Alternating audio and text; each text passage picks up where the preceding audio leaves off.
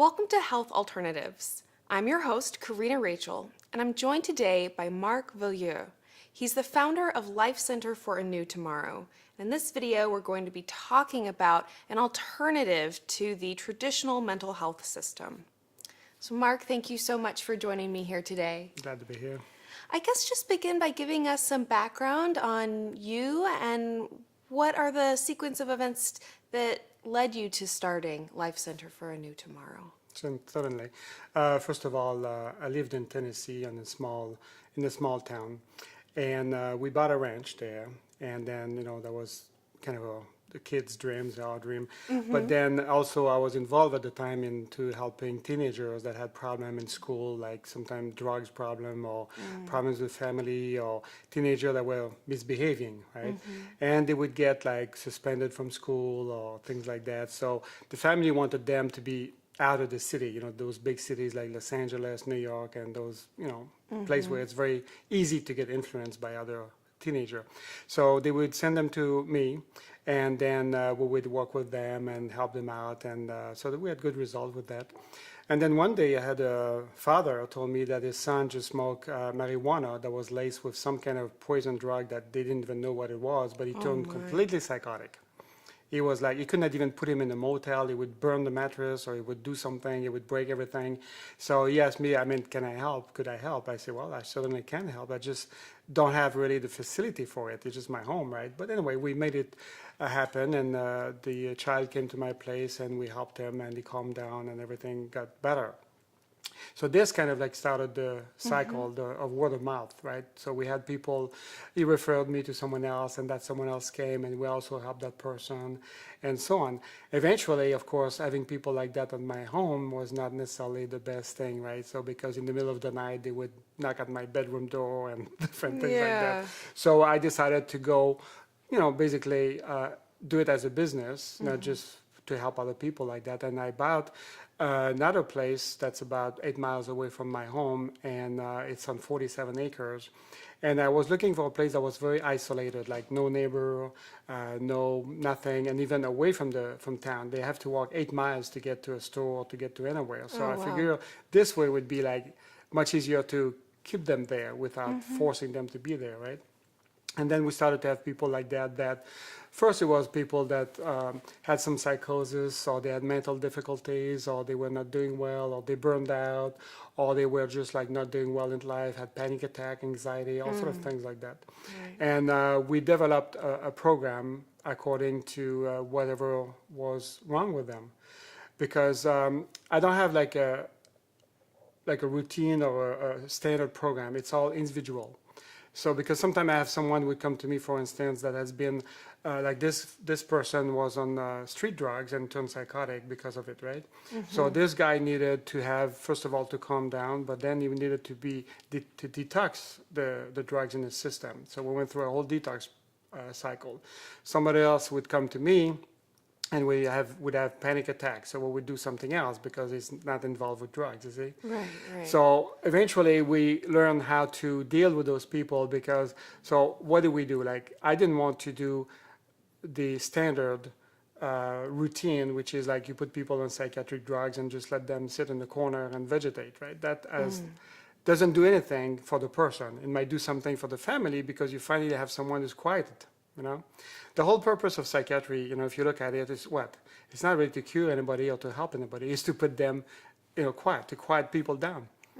They got drugs that make people into zombie, make people into vegetable, or they put them in a padded cell, and then they just like, tie them to a bed and shove them with a drug, or give them electroshock to the point where they can't even do anything in life. They can't even eat by themselves sometimes. So that is not what I wanted to do eventually, right? So it makes it a big stress on us to have people that are really hectic sometimes and agitated, and at the same time, you have to figure out, okay, how do you restrain them but not restrain them? How do you deal with those guys? So we develop a whole system. The place where I am is basically surrounded by bushes and thorn, and it's very difficult to leave the property. That's one thing. So they still feel like they are in nature, but they don't feel they're in jail. Right. you see. And then what I did is I built a couple cabins on the place. Already have a house there, a regular house, like a standard 3-bedroom house where people would come in. But some of those clients would be too hectic, or they would yell or scream or things like that, and we could not have them in the house. So I built 2 cabins that are not very far from the house, but they are what I call like foolproof. Like unbreakable windows, the furnitures are stuck either to the ground or the wall. There's nothing in the cabin that they can actually grab and hurt themselves with or hurt other people with. Right. So this makes it a safe place for them, but at the same time, it doesn't look like a padded cell. Right. So they're not feeling like they're being treated like a criminal or captive No, or exactly. something, but they're in a safe place where they are somewhat contained and kept away from, like you said, big city and temptations and things like this. Exactly. Now, you see, if you look at the standard of a psychiatric hospital, I don't know anybody who's been in a psychiatric hospital. I don't know about you, but I never saw anybody coming out of it and say, "Oh, that was great. That was fun. That was fantastic. I was so comfortable in this psych hospital." Never, never. So there's something wrong with that. If you go somewhere to feel better, you should come out of it feeling better. Not being afraid, first of all, of going there, because I don't know anybody who is not afraid to go to a psychiatric hospital. So if they are so good and they are so good at helping people, you should be happy to go there. You should not be afraid to go there. So something is wrong right there from the start, right? So I didn't want my place to look like a hospital. So when people come to my place, I have people that have been at my place for a few months, right? And they wouldn't even know this was a place where they receive mental help.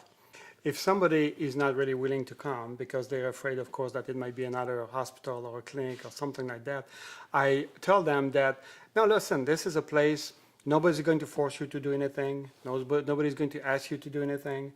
You're just going to have a room or a nice cabin, and you can chill out, rest, and that's about it. So why don't you come for a couple of weeks and see how it goes? And they very often agree with that. That's easy to understand, that nobody. And then once they get there, then my staff is very friendly, and they're not pushy, they're not punishing, they're not doing anything like that. So then they start feeling safe, and then they're willing to continue. And I had people, you kind of like, you could trick them, like, because sometimes they don't want to have any kind of counseling or anything like that. But the way we do it, you can do actual counseling without it showing that you're doing counseling, you see, so that's another thing. Anyway, so one of the first things we do when people come, and the family, they have to understand that, is like, those people are very confused, very hectic, and I say it's like you have 100 things going in your head at the same time. They can't understand that because they see that in their behavior most of the time. The guy is very hectic, always catatonic. One or the other, everything is shut down. Catatonic, like there's nothing happening. Right. So the first thing we need to do is to make sure that we calm down, not we add to it. So it looks like the first couple of weeks are like nothing, because nothing is supposed to happen. They have to rest, they have to eat well, and they have to just take a walk, something very light like this, very light. The basic therapy that any psychiatrist should look at is, the worse of the case, the lighter the approach. But they do the opposite. If somebody comes who is very bad, very psychotic, what do? They tie them to the bed, shove the needle into them, and give them electroshock. Now that is extreme. Right. That is not a light approach. If all they would do would be to put him somewhere in a safe place and just let them alone. Yeah. And feed them, vitamins or things like that, that would be tremendous difference in the psychiatric industry. But anyway, we're not going to talk about them. That's why I did what I was going to do, because you cannot trying to change the system as it is now is not working. Right. So you have to start a new system, which is what we're doing, an alternative to psychiatric treatment or drugs. That is the Life Center for a New Tomorrow. So after the person has rested and has calmed down, so depending on why they're with us, then we have a different program for each one of them. Like I was saying, it could be somebody that has taken street drugs and went psychotic. So if that has happened, then we have to make sure that the drug that was in the system is taken off of the system. So we have a detox program we can do to help the person remove the drug from the system. Now, sometimes all by itself, it cures it all. I mean, it just that's it. That's what they need. They feel better, and they can go back home. Sometimes it takes more than that. So another time you could have people that come to us. They just have panic attack, anxiety, just like something like that, right? So once they calm down a little bit, then we have actually hundreds of different methods of dealing with people that are either psychotic or have panic attack, anxiety, OCD, whatever you want to call them. And we have a lot of technology that we use to help those people to either face the problem or become more aware of the environment or become more able to control their body, control their mind. It's all about that. Right. It's all about finding something that we can help them improve, and then the overall general mental health improve. That's another thing that psychiatry is not doing. They're always talking about mental illness and labeling, and you're schizophrenic, paranoid, whatever, right? And it doesn't help. What you want to do, you want to kind of set aside all this negative thing, not talk about it, but concentrate on the positive. So if someone comes to me and they say, oh, blah, blah, I'm schizophrenic, paranoid, I don't care. I don't label anybody. All you got is a mental difficulty. That doesn't make you crazy. I mean, even though you're being told you're crazy, that is not the point. You have something that triggered, something that has happened that you need to fix. So then that's what we help them with. So every program is different. We also have people that come to us that are on psychiatric drugs and they want to come off the drugs. So we have a psychiatrist who understands what we're doing, and he works with us with that, because of course you need a prescription to get those people to taper off. So he worked with us. But it's funny because he always listens to what I say. He's not trying to put his own thing into it or his own method into it. He knows that my method works. So he let me do what I need, and he helps me with the prescription. And the other thing we have several different type of doctors that are nutritionists, and they deal with supplements and vitamins and things like that. We do different tests. Sometimes it's a blood test, sometimes it's a hair test, and we don't even have to bring the person to a doctor to do that. Like the hair test is very easy. You just get some hair, send that to the lab, and it gives you a very full picture of what might be wrong with the physical part of the mental difficulty. And then the diet also, we work with diet. Like if the person needs to be gluten-free, sugar-free, lactose-free, we'll deal with that, of course. So that it combines all sort of things. When you go to a regular doctor, he works with the physical body, the body. The one thing that is very different from us, any other psychiatric treatment or psychotherapy or anything like that, you often hear the term body, mind, and spirit, right? But not really anybody really deal with that in that respect. The body is the body. It's a machine. It's got things in it. It's got chemistry. It's got all sorts of things. That's one part of the human being. And this is what the doctor would deal with. This is what the nutritionist deals with. And it's very good. You need to fix the machine. Now, the mind is the accumulation of all your past experience. It's the recording of all the traumatic experience you had, the stress, the failures, the loss of people, and the loss of dogs and cats. And that is something that affects you. It's independent than the body. It's not the body. It's experiences that you had. And the experiences affect you how you are today, of course. And sometimes things in life triggers that. And that's what people, when they say, I'm so stressed, or if they have a psychotic break, is because too many past experiences have triggered at the same time. And now they go, it's an explosion. So we have to deal with that as well. So it's a totally different handling than the physical handling. The other part, what we call the spirit, which you can get into a lot of discussion about the spirit, but let's just say that there's somebody somewhere that decides things. The mind records things. The mind records the experience. The physical body doesn't do nothing except, be a body. It doesn't decide anything. The body doesn't decide anything. The body doesn't think anything. The body is not the thinking process. There's a being somewhere that thinks. Now that being decides things. And let me tell you, if the being decides, I want to die, that's it, it's over, I've got enough, it's hopeless.